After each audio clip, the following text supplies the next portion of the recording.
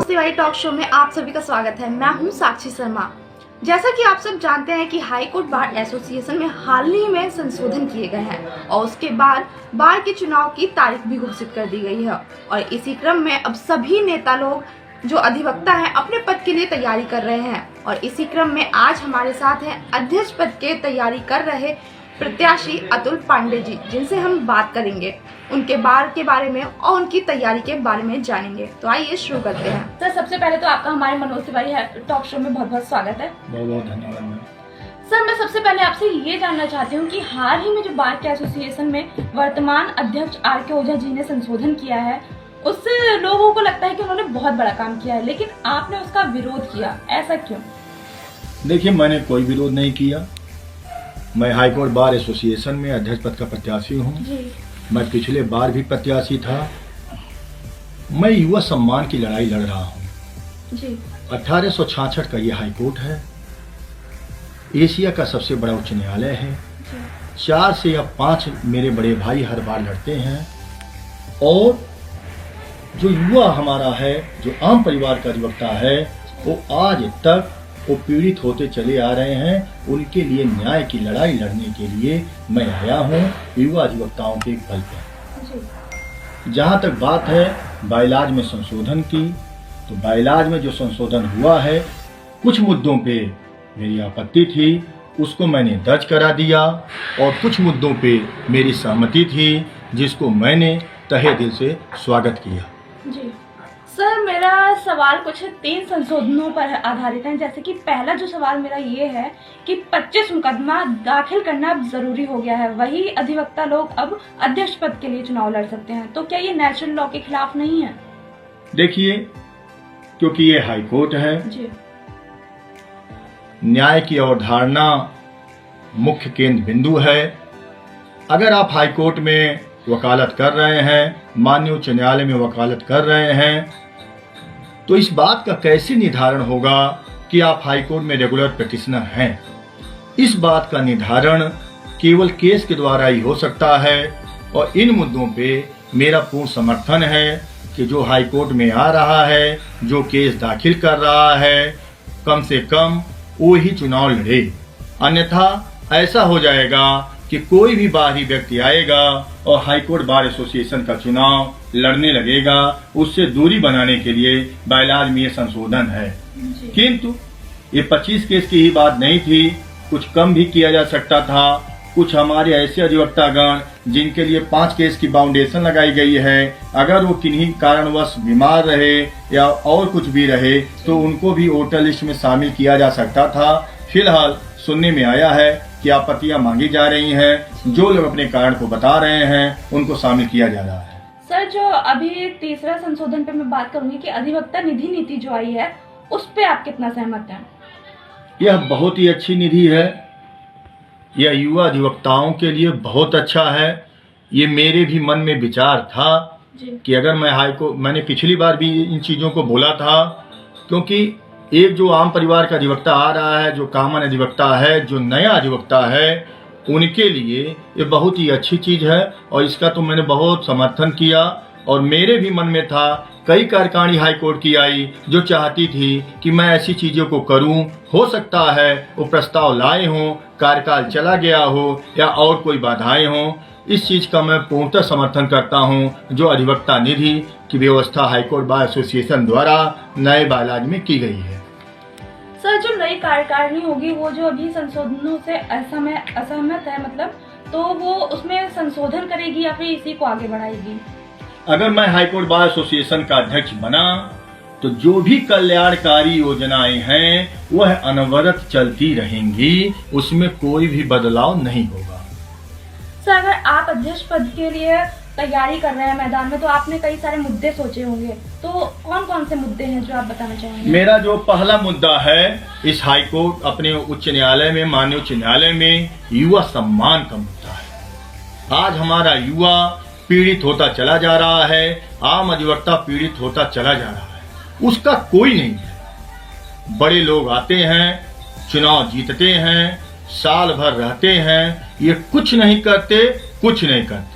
मेरा है कि अगर मैं हाई कोर्ट बार एसोसिएशन का अध्यक्ष बना जी। तो युवा सम्मान जिंदा रहेगा, हर युवा अधिवक्ता प्रेसिडेंट रहेगा, हर युवा अधिवक्ता प्रेसिडेंट रहेगा। सर एक समस्या है कि एक बार जब कोई मुकदमा लिस्ट हो जाता है तो वो दोबारा कब लिस्ट होगा, इसका जो प्रोसेस रहता है काफी टाइम टेकिंग हो जाता है, तो इस समस्या का समाधान नहीं हो पा रहा है। आप इस समस्या का कैसे समाधान करेंगे?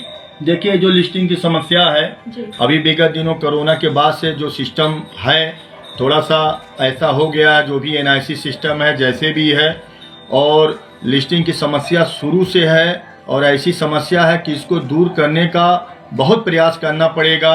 और जैसे कि आज जो भी केस लगे वो आते रहें और टेकअप नहीं हो रहा है। मान लीजिए आज आपका केस 100 नंबर पे लगा तो कल वो कम से कम 50 या 60 नंबर पे लगना चाहिए, लेकिन वो केस आपका जो है फिर वो 250 से 300 नंबर पे चला जा रहा है। तो जो भी इसमें प्रॉब्लम है, जैसे भी है, अपने सीनियर से, अधिवक्ता भाइयों से राय लेके माननीय मुख्य न्यायाधीश महोदय से मिलकर लिस्टिंग की समस्या का हल किया जाएगा। यह युवा अधिवक्ता के लिए सबसे बड़ी समस्या है। सर जो है कहा जाता है कि बार और बेंच का सामंजस्य नहीं हो पाता है, तो आप इसका क्या कारण मानते हैं, जबकि बार और बेंच के सामंजस्य की काफी ज्यादा जरूरत है, और अगर आप अध्यक्ष चुने जाते हैं तो आप इसका समाधान कैसे करेंगे? देखिए, बार और बेंच दोनों रथ के दो पहिए हैं जी। दोनों एक दूसरे के पूरक हैं। इसी बार से आप गए, आपका वहाँ भी सम्मान है, यहाँ भी सम्मान रहा, आप वहाँ गए तो आप भी यहाँ सम्मान कर रहे हैं। तो यही प्रयास रहेगा कि दोनों में बहुत अंतर नहीं है। बार और बेंच जो भी हैं एक दूसरे का दोनों को सम्मान करना पड़ेगा और यह व्यवस्था लागू करनी पड़ेगी।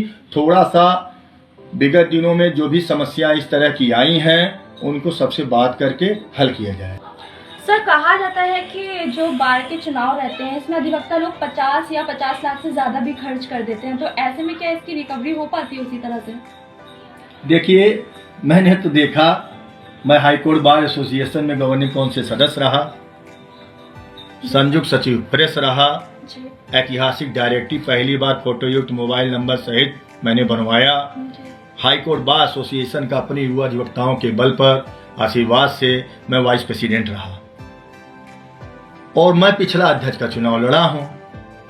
मुझे तो लगता है कि मेरा कुछ नहीं खर्च होता है और मुझे आशीर्वाद मिलता रहता है, मैं काम करता रहता हूं और मैं जीतता रहता हूं। और मेरी भी वकालत 23 साल की हो गई है।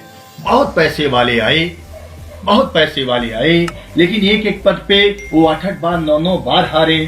तो पैसे का कोई महत्व नहीं है। हमारा अधिवक्ता भाई जो है बहुत डबल ग्रेजुएट हैं, वो अपने ऐसे ही प्रतिनिधि को चुनाव जिताने का प्रयास करते हैं जो बार के लिए अच्छा हो, उनके लिए अच्छा। सर आप एक युवा अधिवक्ता हैं, तो ऐसे में आप युवा अधिवक्ताओं या फिर कनिष्ठ अधिवक्ताओं की क्या समस्या देखते हैं? देखिए, यह युवा सम्मान की लड़ाई है। आप जान लीजिए, मैं 23 वर्ष से इस हाईकोर्ट में देख रहा हूं कि अगर एक अधिवक्ता, आम परिवार का अधिवक्ता, कॉमन अधिवक्ता, भगवान न करे वो घायल हो जाए। मैंने अपनी इन दोनों आंखों से देखा, कई बार पद होल्ड किया, मैं गया, देखा, सुना कि मेडिकल कॉलेज में वकील को भर्ती कर दिया गया। 3 दिन तक आला लगाए वार्ड बॉय टाइप डॉक्टर साहब देखते रहे।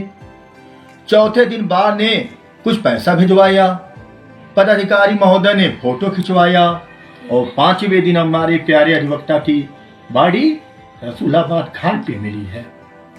मुझे दर्द होता है इन सब चीजों को सोच के।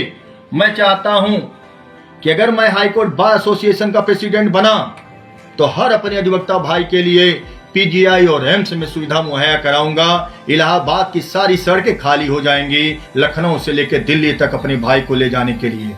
और जैसे ही माननीय न्यायाधीश गणों का इलाज होता है, उनके लिए विशेष कोटा निर्धारित है। अगर हम रथ के 2 पहिए हैं, उसी तरह हर युवा अधिवक्ता, हर कॉमन अधिवक्ता, हर अपने अधिवक्ता भाई का इलाज होगा, सरकार से बात होगी।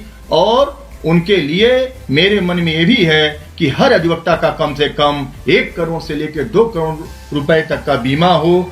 और यही मेरी बातें हैं स्वास्थ्य के संबंध में। सर जैसा कि आपने कहा, एक आम अधिवक्ता अगर घायल हो जाता है तो उसके लिए वर्तमान समय में बार एसोसिएशन ने क्या व्यवस्था कर रखी है, और अगर आप अध्यक्ष चुने जाते हैं तो उनसे हटके क्या कदम उठाएंगे आप? वर्तमान समय में जो भी व्यवस्थाएं हैं वो बहुत अच्छी व्यवस्था नहीं है। 75 जिले का हाईकोर्ट, 1866 में माननीय उच्च न्यायालय बना हुआ, क्यों ऐसा हो रहा है?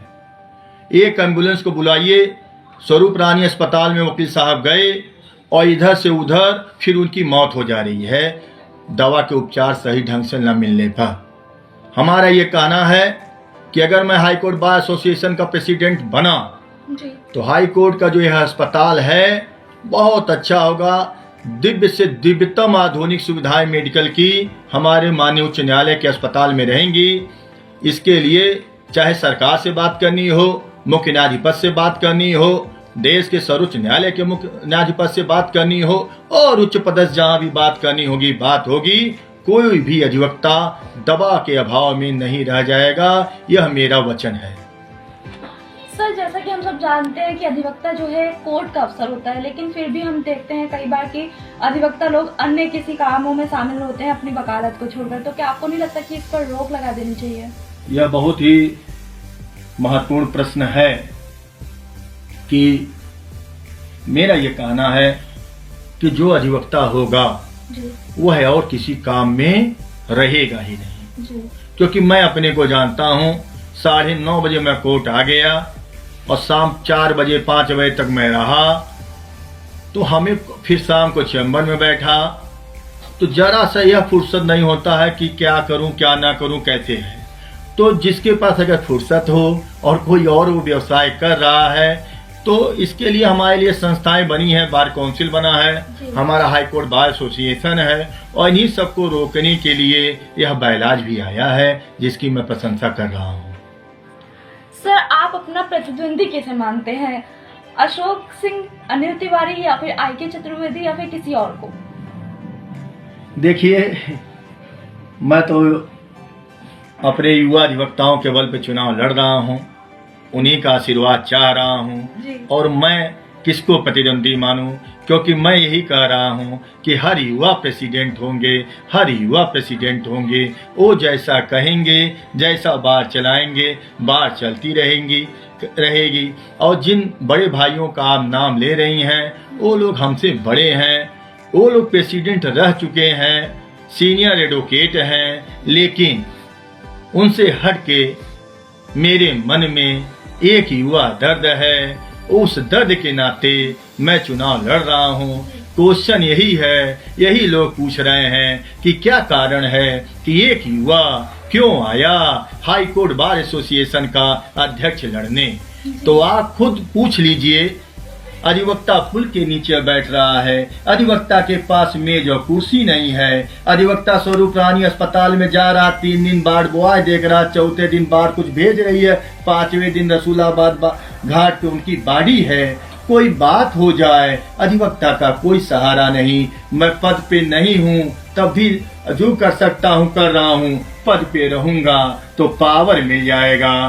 फिर यह कार्यकारिणी, जिस कार्यकारिणी में मैं रहूंगा अध्यक्ष, वह कार्यकारिणी हाई कोर्ट बार एसोसिएशन के कार्यकारिणी के रूप में जानी जाएगी। युवा सम्मान जीवित रहेगा, युवाओं की लड़ाई लड़ी जाएगी, युवा की आवाज देश तक पहुंचाई जाएगी। आप बताइए, एक प्रश्न और उठता है, हमारा युवा आया इलाहाबाद में तैयारी करने, हाई कोर्ट आने लगा, कहीं मकान नहीं मिल रहा है, कहीं कुछ नहीं मिल रहा है। अभी सरकार कह रही थी कि इन माफियाओं से जो जमीन खाली हुई है हम देंगे, आप पत्रकार भाइयों को भी देंगे, अधिवक्ता बंधुओं को भी देंगे, और भी समाज के ऐसे जो लोग हैं उनको देंगे।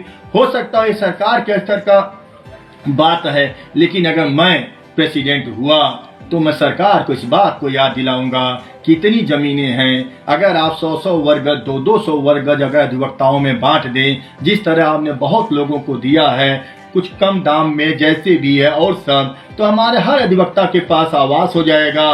पीजीआई एम्स में कोटा निर्धारित करा दीजिए, अधिवक्ता का और अधिवक्ता के परिवार का हो जाएगा। तो हमारी बहुत मन में ऐसा नहीं है कि मैं ऐसे आ गया अध्यक्ष लड़ने, मैं भी गवर्निंग से वाइस प्रेसिडेंट तक रहा, लेकिन मेरे मन में वही युवा दर्द है, युवा सम्मान है कि कैसे इन लोगों ने, बड़े भाइयों ने वोट लिया, कुछ नहीं किया। कोई सीनियर एडवोकेट बन गए, कोई अपनी वकालत चमकाए। मैं आपके मंच से ये कहना चाहता हूँ कि मैं जब तक रहूंगा बार का प्रेसिडेंट, युवा ही बार चलाएंगे, युवा सम्मान जीवित रहेगा और डायस पे हर युवा का सम्मान रहेगा। युवा के खिलाफ कोई बात कहीं से की जाएगी तो मुझे बर्दाश्त नहीं होगा। जी सर, लेकिन ये भी देखा जाता है कई बार कि अधिवक्ता लोग जो हैं हड़ताल करते हैं, तो ऐसे में वादी प्रतिवादी को काफी दिक्कतों का सामना करना पड़ता है। तो आपको नहीं लगता इस पे रोक लगा देनी चाहिए? मैं तो जब से हूँ हाई कोर्ट में, मैंने कभी नहीं देखा कि अधिवक्ता कभी गलत कोई बात किए हों, हड़ताल किए हों। देखिए, यह देश की लोकतांत्रिक व्यवस्था है, अपनी बात को कहने का अधिकार सबको है। जब यह बात ऐसी हो जाती है, अधिवक्ता अपने लिए हड़ताल थोड़ा करता है। अधिवक्ता सामान्य मानस के लिए हड़ताल करता है, आम लोगों के लिए हड़ताल करता है। क्यों? क्योंकि जब हर आदमी पीड़ित हो जाता है तो वकील के पास ही आता है, और वकील ही चाहे जिस जरिए उनको न्याय दिलाने का प्रयास करता है, तो स्ट्राइक भी एक न्याय दिलाने का प्रयास है मेरे नॉलेज में। जी सर, क्या आप बार के विषय में या फिर अपने उद्देश्य के विषय में बताना चाहेंगे जो हम आपसे ना पूछ पाए हैं? देखिए, सारे क्वेश्चन हो गए। मेरा यही कहना है, कुछ ऐसी बातें हैं जैसे हमारी महिला अधिवक्ता बहनें हैं, मैं सरकार का ध्यान आकृष्ट कराना चाहता हूँ। बार एसोसिएशन के और सीनियर्स हैं, सब जो भी हैं जैसे भी हैं, लगभग 20 साल में 20 वर्ष बीत गए मेरे नॉलेज में। अगर कहीं इधर से उधर हो तो उसके लिए मैं नहीं कह सकता, लेकिन 3 से 4 ही हमारी मातृशक्ति बहनों का नाम जुडिशरी में गया, माननीय उच्च न्यायालय में। अभी हमने देखा, माननीय CJI साहब ने भी अपने उसमें कहा, माननीय राष्ट्रपति महोदया ने भी कहा कि कैसे अगर एक बहन महिला उच्च पद पे को प्राप्त करेंगी तो जिस तरह वो घर को बहुत अच्छा संभालती हैं और सब चीज़, उसी तरह न्याय वो बहुत अच्छा देंगी। तो मेरा ये कहना है कि जुडिशरी में महिला अधिवक्ता बहनों का थोड़ा सा और विचार हो, और आम परिवार के जो अधिवक्ता हैं, आम परिवार जो आए, संघर्ष करके तैयारी किए, जिनको IPC, CRPC, एविडेंस सब याद है, और मान लीजिए उनका सिलेक्शन नहीं हो पाया, लेकिन वो आम परिवार के हैं, उनकी भी बात जानी चाहिए, उनके भी नामों पे विचार हो रहा है। मेरे मन से ये आवाज़ निकल रही है कि और भी विचार होना चाहिए, जुडिशरी में उनको भी मौका मिलना चाहिए। सर, आपने अपना कीमती समय देकर हमारे टॉक शो में भाग लिया, उसके लिए बहुत बहुत आभार। तो जैसा कि आप सबने देखा, आज हमारे साथ थे हाई कोर्ट बार एसोसिएशन की तरफ से अध्यक्ष पद के प्रत्याशी अतुल पांडे जी, जिन्होंने हमें बताया कि यदि वो अध्यक्ष चुने जाते हैं तो वो कैसे सभी अधिवक्ताओं की समस्याओं का निदान करेंगे, और अपने तैयारी के बारे में हमसे चर्चा की। ऐसे ही हम कई सारे गणमान्य लोगों के साथ मुलाकात करते रहेंगे। तब तक के लिए आप देखते रहिए हमारा मनोज तिवारी टॉक शो। मैं हूँ साक्षी शर्मा, धन्यवाद।